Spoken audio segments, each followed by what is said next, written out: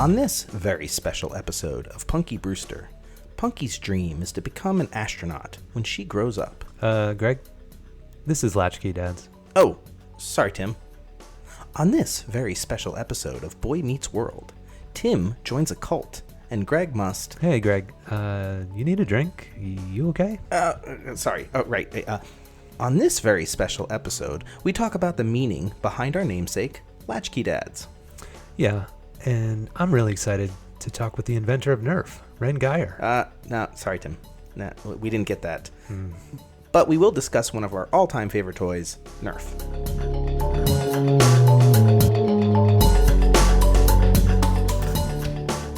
Hey, Tim. Hey, Greg. I thought it might be a good idea to give a little background into the name of our podcast. That's a great idea. So Latch-Key Dads is a take on the term Latch-Key Kids that was popular in the late 70s and 80s. It references children that would come home after school to empty houses because either one or both parents were now working 9 to 5. The increase in divorce also left both parents wanting careers, so it really became very commonplace. Yeah, definitely. I was a latchkey kid for parts of my childhood. How about you, Tim? Well, I'm going to have to own up to something right now, which is that I wasn't really a latchkey kid, although our name is Latch-Key Dads. So, critical piece of information right there that I am a latchkey dad, not a latchkey kid. But I will say that as I got a bit older in my life, I did sort of take on the same qualities of a latchkey kid, but it was just in my early 20s. So I'll get back to that in a bit. Interesting. Very, very interesting. Yeah. Did you know that the term latchkey kids actually dates all the way back into 1940s from Canada? Wow, that's amazing. Yeah, it's an old term that was revitalized in the 70s. And if you think in the early 40s, what was happening then was World War II. Yeah. And a lot of the dads were off to war or working a lot of hours, and so were the moms. And so the term actually dates back that far. Wow, that's crazy. Yeah. And here we are in the 2020s, resurfacing it again, just adding dads to it as opposed to kids, right? Well, and we'll get to why that is apropos in a little bit later. Yep. Teaser alert. Yeah. Stay tuned. So as I was doing some research, because I didn't know you can kind of figure out what the term means. Sure. But as I was doing some research into where it originated, I came across this great quote, and I'll make sure to put the link into this article in the bio of the episode. But this is for all my fellow Gen Xers out there. Quote, members of Generation X went through its all-important formative years as one of the least parented, least nurtured generations in U.S. history. We were left to our own devices, sure, but I feel that's a little bit harsh. Yeah, that's pretty harsh, really. I mean, yeah, I don't think that's fair, honestly. I think it actually led to us being, yes, maybe that's, partially true and both parents working, but it also led to some self-reliant people. Yeah, and I think that's the key takeaway is that, regardless of whether or not you were a latchkey kid, truly, left to your own devices for hours at a time, or, you did have a parent with you, as a kid, we were just left to be out and just experience growing up, and getting hurt or, jumping off of something that was too high and realizing that was a bad decision and maybe not do it again, where, I know even with, with our kids, there was just so much more of a level of like hyper awareness of what your kid was doing at all times and, not letting them push the limits too far. In spite of the fact that we tried to let them do that, there still was this like societal sort of feeling of like, oh, you're letting your kid do that? That's right. Probably not a good idea, and so different, Cue in the helicopter sound. Yeah. Because the term helicopter parent is definitely 10 years old now, and definitely the generation of our kids. And it's those parents that just can't let their kids fall down and scrape their knee or what have you. Yeah, and I can even see it now with some of the kids that are either our age or a little bit older, where they're just reticent to want to try things that at that age you would think, oh, they're going to jump at that opportunity to do it, but it just seems too scary, because maybe they didn't have that opportunity to experience something that was scary at a younger age, because it was almost, I would put it in the category of a bit of peer pressure, where we were out with our friends and someone would say, okay, you're going to do this or we're going to make fun of you. And, not being in those situations nearly as much, it just, you don't build that sort of callous, if you will, on your ability to take chances where, today it's just so different, Yeah, and I would add the word curiosity to that. Yeah. I think if you are in a bubble, you don't really stretch your wings to really try something that, you might fail at, but that's okay. Yeah. Yeah, and for better or worse, there's certainly good and bad on both sides of this argument. And I know I've mentioned this to you before, Greg, where being the youngest of the group that I hung out with, it was often me trying stuff that I probably shouldn't have, or being volunteered to do things where, okay, who's the lightest of the group, who can cross this small path without falling, and but it made me stronger and it didn't kill me, so I'm here to talk to y'all today. And you had mentioned the injuries. Let's be honest, people are so worried, my kid's gonna get hurt. What was the worst injury you had? Was there anything that deformed you? You don't look deformed. The photos you guys see of me promoting the podcast, not real, they've all been photoshopped. No. For what it's worth, I never broke a bone. I dislocated a few things, primarily my nose, which it's just some cartilage moving around, but still hurts pretty good. But never any really dangerous bad breaks or anything like that. And for all the times that we talk about, we didn't wear bike helmets. I'm sure there's been some injuries where a bike helmet would have helped, but I did know one kid that got hurt because he didn't wear a bike helmet, or And I think it's kind of funny and slightly ironic in that the few times we did get hurt playing a sport where we didn't have helmets, there were times where my parents would get us a helmet, and then we stopped doing it. So, as an example, we had street hockey set up in our driveway, and taking monster slap shots and checking each other. And nothing bad until one day, of course, I did take a slap shot to the eye on a backswing and it swelled up. Anytime you get hit near the eye, it swells up, and it did look bad, but in all reality, it just was a puffed up eye, and I was fine, didn't lose my vision or anything like that. But subsequently, we were, we got these pro style CCM hockey helmets with the cages, the whole thing. Wow. Oh, it was ridiculous, and that was kind of the end of street hockey for us. I'm not going to wear these giant helmets, but they were. For what it's worth, I was a big hockey fan, and it was cool to have a legit hockey helmet. That, I think we would box with them. We'd put on the hockey gloves and the helmets, and we'd beat each other up. But everything but hockey. Yeah. It's what can we hit each other with now that we have over the top helmet? So. I used to be really big into rollerblading. In the 90s, early 90s, when it became a thing, and I got pretty good at it. I had knee pads, because you had to have knee pads and stuff, and then my parents bought me a helmet, and it's last time I saw it 5-10 years ago in my parents' house, still in the box. I was like, I'm not going out wearing this, and I never fell on my head. I'm fortunate maybe that I didn't suffer any injuries, but not bad. Yeah. I, for some reason, though, I can't get this image out of my head of you being out in California on the boardwalk on your rollerblades, just blading backwards, waving at people, maybe wearing something teal. I don't know why that's a teal. and the Mean People Suck t-shirt. Remember that? Yeah, that was me. Nice. But I do remember the freedom that came with being a latchkey kid. Mm-hmm. You really got to walk home from school at your own pace. I lived in a town where we didn't have buses. We walked or rode our bikes, and so you would take your time going home. You'd get in and get to the house, unlock the door. You would eat lots of sugary cereal, some Twinkies, some Jack's Cheese Puffs, watch the best afternoon cartoons that ever existed. Nice. And then mom and dad would come home around 5:30, 6 o'clock, and they'd be like, let's have dinner. And that's just what it was. Yeah, that's awesome. Yeah. And again, we grew up that my mom was home, and so we'd have moments of that where we'd go to like a friend's house and we'd bust open a box of Captain Crunch or something and just shovel it into our faces and watch cartoons and do a lot of those same things. But to your credit, I think having that full freedom of knowing mom and dad aren't home and I can just chill, it was probably pretty magical.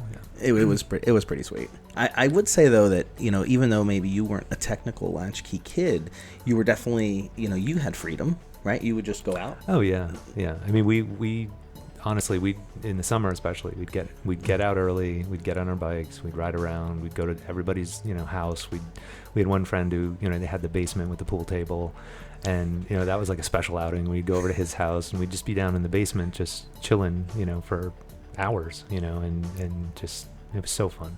The memories are so vivid of that time. So why do you think we're so, not necessarily us or whomever, but this generation, why do you think we are such helicopter parents? As you mentioned that, I think some of it just is the change in the information that we're given. Like back then it was, you had one more or less source of information, and that was tune in for the news at this time or that time. And outside of that, you didn't have this flood of information that would sort of guide what you were going to do in any situation. And I pre-kids, I was reading magazines and articles online about what you're supposed to do, and I just felt like I had too much information, and always felt like I had to be really involved. But on the flip side of that, for both of us, I mean, we were very involved, where I know for me, my dad, he provided for us. He did amazing, things to make sure we had everything we need. But, he'd be at work from, early in the morning, and sometimes he wouldn't be home until 9, 10 o'clock at night. He was putting in long hours.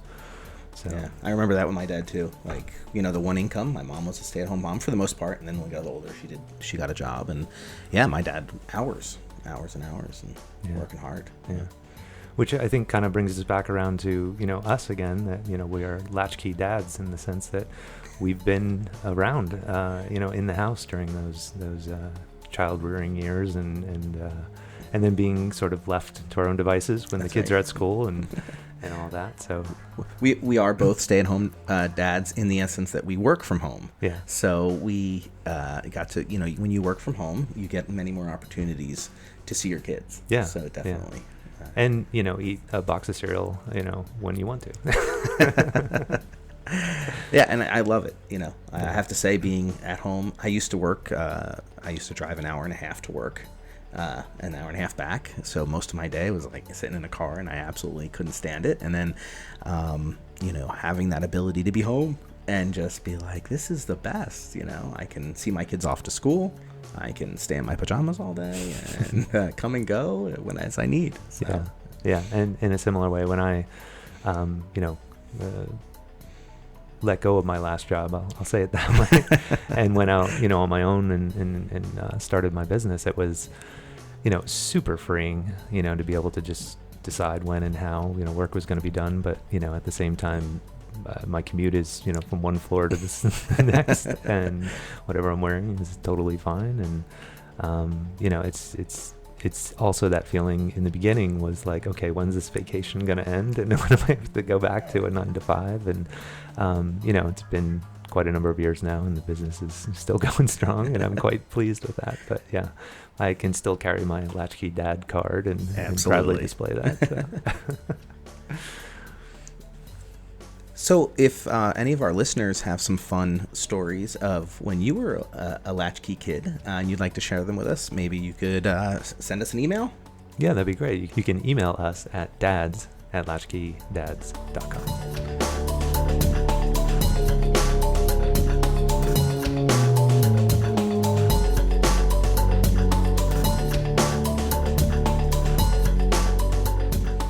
Welcome to the 1985 NBA Slam Dunk Contest. First up is Dominique Wilkins of the Atlanta Hawks.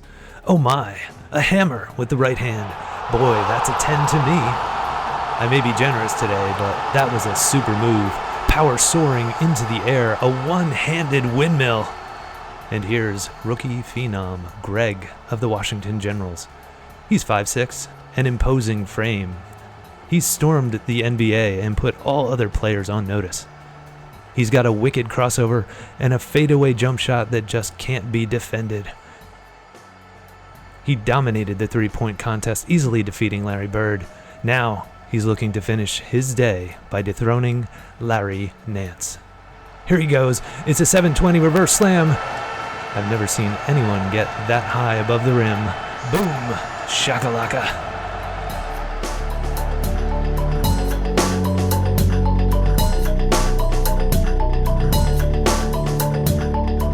So, Tim, that was my 10-year-old inner monologue as I played with one of my all-time favorite toys, the NERF basketball set. As I'm sure it was for any basketball fan my age, I mean, I played with the thing for hours. You? Did you Oh, yeah. I mean, my brother and I, we had the hoop on the back of the door, you know, just fadeaways, falling on the bed, trying to ricochet off of every single wall, and just tearing that thing down left and right, slam dunk, every possible way you could imagine. And, you know, obviously we're, 5 foot whatever, and thinking like we're, NBA talent.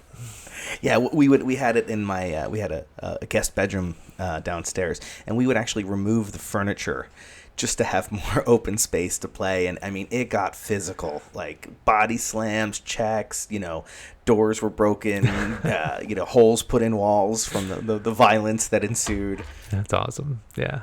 Same with me and my brother and our friends. It was just an all-out war when it came to NERF basketball. So it was fantastic. Were you a better 3-point shooter, or were you more of a slam dunk kind of guy? I did have a pretty good outside shot. With a NERF ball, it was a bit of a skill to be able to hit those outside shots because they didn't have a ton of weight to them in the early days. They were foam was not super dense, so you really had to just perfectly nail that shot. Yeah, they were very flight light, and they would like fly off pretty easy. And yeah. And I was reading about how that original NERF ball came to be, and it was part of a volleyball set that was proposed to Parker Brothers back in 1969. And that didn't make it. They didn't decide to do the indoor volleyball set, but the ball itself was released as an actual product. I think you had mentioned the inventor. Do you recall? Yeah, the inventor. Interesting name. It's Ran Geyer. Ooh. And he's, I think, from Minnesota, and he came up with the idea. And he pitched it to Parker Brothers in the 60s, but I don't think it came out until 1970. I think you're right, yeah. I think it was when it finally came out. He's also, though, pretty fun fact about Mr. Geyer, but he also invented Twister. Oh, nice. Yeah, good for him. Right? I hope he kept a little bit of the royalties for that. I don't know. Yeah, we'll have to look it up and see in our report card if Mr. Geyer has received any royalties from Twister. Do you know what that NERF is an acronym? I didn't know that. No, yeah. What does it stand for? It stands for non-expanding recreational foam. Wow, that's a mouthful. Yeah. That may come up like at a trivia night at a local bar. Yeah, now you know. Yeah, I'm sure I won't remember. Speaking of funny acronyms, though, I had my first car was a Subaru Brat. Again, a four-letter name, and the Brat stood for Bi-Drive Recreational All-Terrain Transporter. So there's another little, trivia tip if someone's ever playing and they ask what the Subaru Brat stood for. There you go. That's a little harder to remember than non-expanding recreational foam. Yeah. You just said it, and I think I forgot it already. Anyway, back to NERF.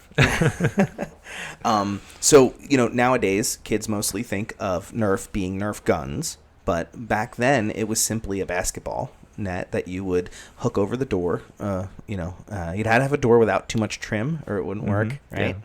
Yeah. And it came with this little ball, and you basically slam dunked your heart out because being a short white guy, it was so cool to just recreate the dunks you just saw, like at the slam dunk champion or whatever game you happen to be watching. You're like, I'm gonna go do the Michael Jordan leg out, like I look like I'm on the Air Jordans, Yeah.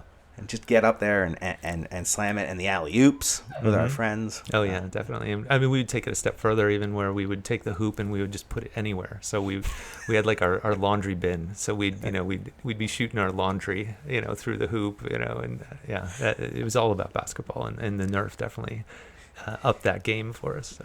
It was, and I think it didn't hurt certainly that.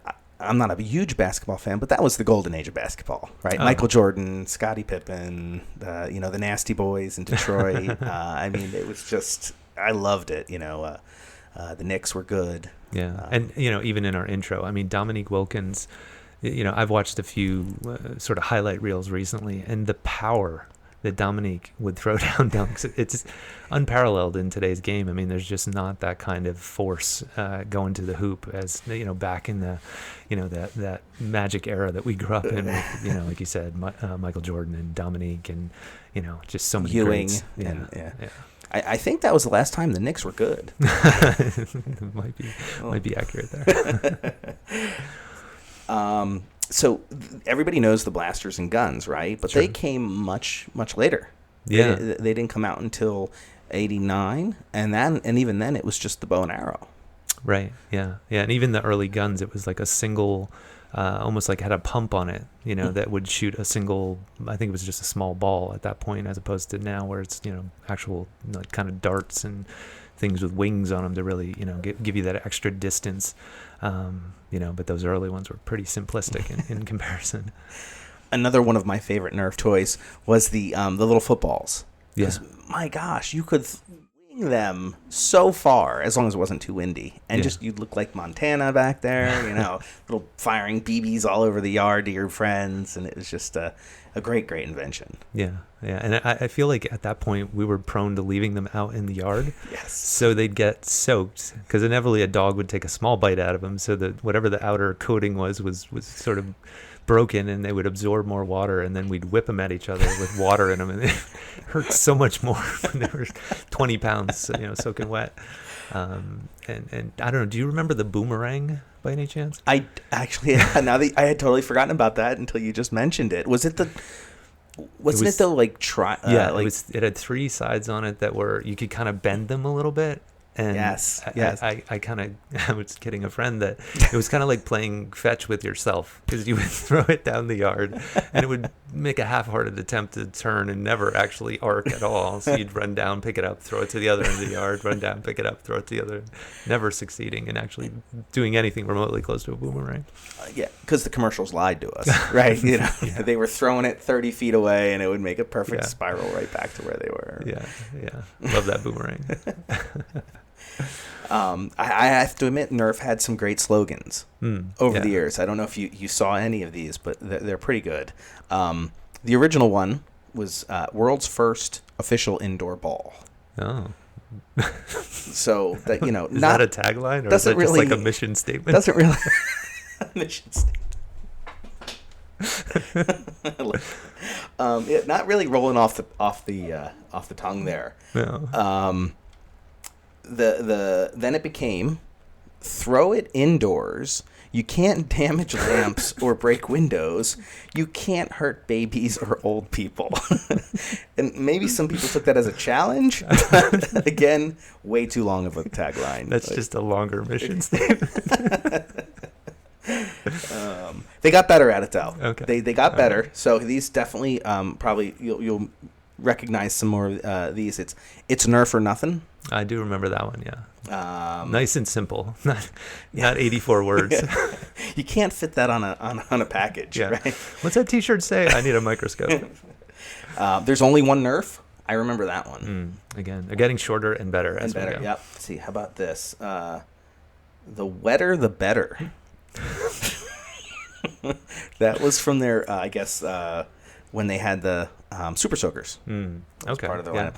And that doesn't seem to make much sense now that I'm reading that. I mean, maybe that goes back to the earlier thing I mentioned about where you leave them out in the rain, they'd get soaked, and then you could really hurt, was it don't hurt grandparents or babies? Yeah. Really?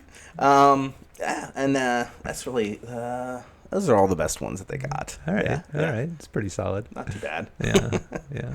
Do you remember back on the football, they had that screaming one? with the little whistle like on the front of it, so you could really make it hum. Yeah. I still occasionally at the shore, you'll hear one screeching. They're still out there. I think I'm gonna have to go get one. Yeah.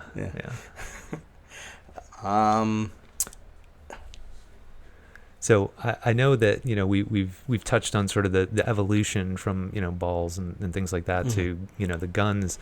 I found some interesting sort of side products. One of which is it was an iOS phone driven launcher that you could put on your desk, and you could fire 4 remote darts. So you could be like in another room while your coworker is at their desk and be firing Nerf darts at them. It apparently has since been discontinued. I don't know if it caused some problems in some offices, but it was a pretty cool looking little device. So I know what I'm looking for on eBay tonight. Speaking of eBay and the cost, I did see that one of the most expensive Nerf guns will fetch in the range of $600.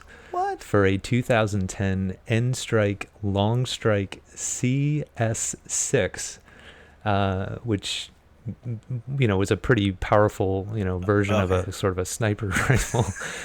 It had a very brief window where it was produced. I guess it was prone to jamming, that the darts would get stuck in it when you try to fire. But in the world of Nerf, the elite Nerf collectors really like that particular one, and $600 was the going price for one. So that's pretty wild. That's pretty expensive for a Nerf gun. Yeah.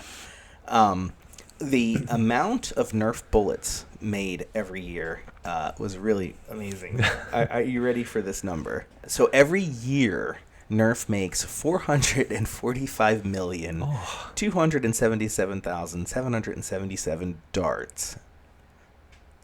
That is, just to even conceptualize, 500 million Nerf darts. It's unbelible.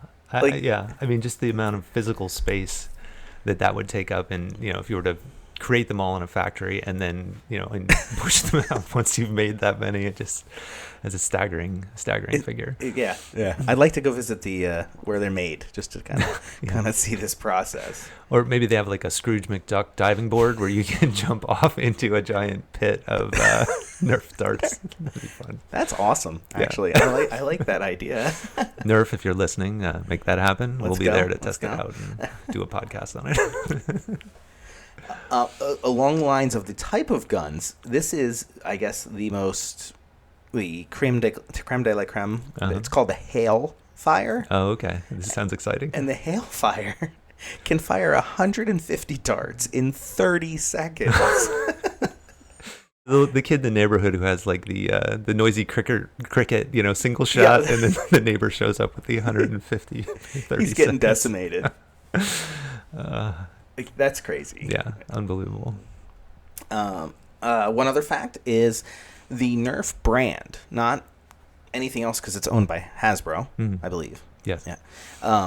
The Nerf brand alone in 2020 was valued at approximately $587 million. Incredible. Truly incredible. When you think of what a single foam ball in 1970, and now has turned into that huge of a product, it's unbelievable. I hope Mr. Geyer really got a percentage. Yeah, even a half of a percentage. Yeah, he's living large. Yeah. And to that end, the branding that's gone along with it is, they attach to so many different product lines. So just out of curiosity, I was looking in like the Mandalorian, which is obviously pretty big right now. They've got Mandalorian branded Nerf guns. So you can get, I just looked, you can get the Phase Pulse Blaster for $110. Oh, just $110. Okay. Yeah, so your basic Nerf gun now is $100 plus. Unbelievable. That's crazy, but cool, but marketing genius, really. Yeah. And the same with Fortnite. All the guns that are in the Fortnite games, you can now get a Nerf version of that gun, and they're humongous. I think my son has 2 or 3 of them, and they're these massive, Nerf guns, and even the bullets. Some of them are 3 times the size of your standard, Nerf bullet. Are they red? Yeah. Okay. Yeah, I know it. Yeah. Yeah. And I think, beyond the Mandalorian, the Star Wars guns, there's all the different, blasters and everything that you have from Star Wars. There are versions of those with the clones and then the stormtroopers and then Rey's gun and yeah. Way to go, Nerf. Way to go, man. Way to kill it. Yeah. We got 500 million bullets. We got to sell them. We don't want to hold on to these puppies. Yeah. It was funny. I took my son to a college visit yesterday, and one of the clubs is a Nerf gun club, and they will take over a building and have flat out massive Nerf gun battles between the students. Nice. And I'm like, this has really transcended. Oh yeah. A toy now at this point. Yeah. Well, and probably related to that, I was on Spotify, and there are Nerf battle playlists that take basically all the most exciting, battle songs from, all of everybody's favorite movies, and they put them together in a list that sort of, it starts slow and ramps up, and then there's this escalation of, I guess, when the battle is at, full flight, and then it sort of wanes as the battle comes to an end, and everyone's probably scooping up their bullets. I don't know. But that, even just that exists is wild. Yeah, that's crazy. Yeah. And I know when our boys were a little bit younger, the local YMCA had an event to have the kids come out and, run around the gym and have a Nerf battle with, obviously the kids, and the dads were a part of it as well. And I always think it's fun to see the kid in every dad just very quickly, goes from, oh, we're just having fun to, everyone's 10. All the adults are running around faster than the kids in some situations. And to see Tim go a little Rambo, it was pretty crazy. Well, the headband. Yeah. When I was smearing, a little bit of whatever paint from the art room on my face, to go full camo in a YMCA gym. But even, I think we were joking about this, that a couple of the dads, we decided we were going to create like a little team, and we created the Flying V from the movie The Mighty Ducks, where we protected one of our dads in combat while the four of us, created this V and protected him so we could capture the flag. So, yeah, we're children, just large children. Yes. So. And now they've given us these plastic guns to shoot people with. What's better? Yeah. But, even, the guns, I still think it's kind of comical in that situation where some of them had these over the top, probably a couple $100 guns that shortly into the fray, they would jam and they couldn't fire because the bullet had gotten jammed. Meanwhile, we had I called them the noisy crickets from Men in Black, that it was a single shot. Yeah. But you always got a shot. You have to load a lot, but you could always get a shot with these, single fire, teeny tiny pistols. The worst is when they jam and it gets like half the bullet is like in and out, and it could take minutes to take that thing out. You need a screwdriver to pull back the thing, and then you gotta get your fingers in there, and before you know it, you're dead. Yeah. But, to that point about how the bullets will bend and get jammed, I think you had mentioned there's like a process that they can boil them, and then they sort of get reinvigorated to work again. There is, and we'll share this link in the bio. Somebody says that you can boil them, and you'll get a little more longevity out of them. Yeah. But they'll quickly start to just get soft, basically, is what happens to them. Yeah. But it made me think, when I saw that number, 500 million, and I realized, when my kids play outside, I yell at them to pick up the darts. But what happens to the ones that they don't get? Or what happens to them when they go into the landfills? Sure. What kind of environmental impact is this having? Yeah. Because that's a lot of recreational foam. Yeah. Yeah. And, you think of styrofoam, and, you think that's generally not a recyclable product. But, yeah, it's... Fortunately, it is. Yeah. That's the great thing about it. It's made of, I'll get a little scientific here. It's produced with polyurethane, which is a type of elastomer. And they will break down. Wow. The whole thing. Well, that's awesome. I feel great now. I feel like I just want to go take my cruddy ones and just throw them out the window, but you shouldn't do that. And why is because animals might eat them. Sure, yeah. And they could choke or might, block them up or something. I don't know exactly what happens. Don't feed them to flying animals or squirrels.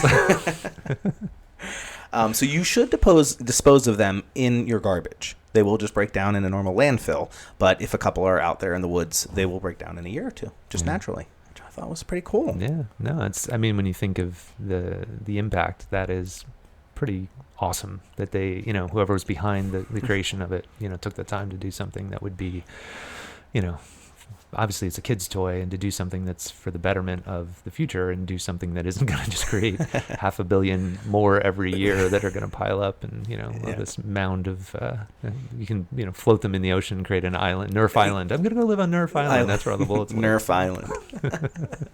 Which I wonder if they did that by design. I mean, I would say I'd have to think so. Be awesome. Kudos to them if they did, or if it was just like, oh yeah, and guess what? Yeah. Whoops. But yay. They break down. Yeah. Well, I didn't do the research again, which I'm prone to not doing in these podcasts, but I'm going to say it was definitely on purpose. 100% on purpose. 100%. Cool. So go out and have a Nerf dart gun fight with your kids. And to that end, you said Jack has a couple of Nerf guns. Is it a big toy for your kids? It had its day in the sun, where he really, he wanted new guns all the time, and we were buying bullets like it was, a part-time job, and they did get used a lot. Yeah. I don't remember exactly how old I was, but I had gotten it was a sort of like a target that you could put batteries in, and it would play sounds if you hit certain points on the board, and it was like different gameplay that you could set it to hit certain targets, and he really enjoyed that. I don't even know if that was an offering, when he was a kid, or if it was just something when we were younger, but I had, like many of the toys I had when I was a kid, I still had it, and it still worked. So yeah, there'd be nights where everyone's trying to go to sleep, and you'd hear this as he would turn it on, and target hit. That's awesome. Yeah. So yeah, I mean, he'll get him out and still want to play here and there, but not nearly as much as it had been when he was a little bit younger. Agreed. Yeah. And with the boys, with 3 boys in the house, I don't know if that led to, we had just so many of these guns. Now they're all in the basement in a Tupperware, just sitting there, and they break them out every once in a great while. Yeah. But good toy though. Yeah. Definitely a solid. They have great memories of playing with it. I hear them talk about it from time to time. Yeah, and we're 50 years into the product line, and it's still kicking, and obviously still growing. Based on that $500+ million a year industry, it's pretty awesome. Should have got me a slicer.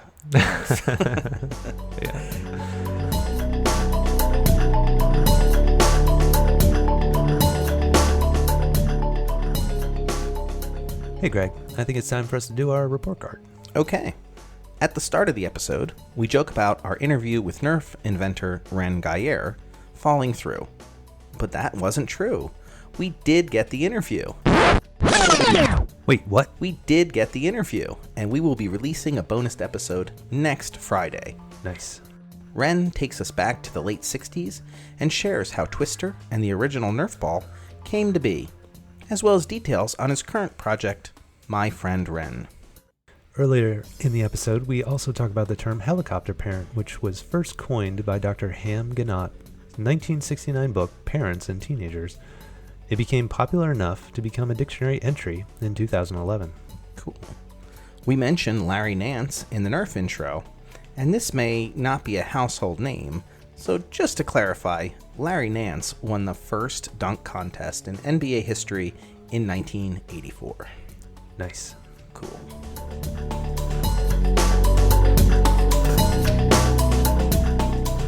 Tim, did you know that listeners should like, review, and subscribe to the Latch-Key Dads podcast? No. But now I know. No, exactly about it.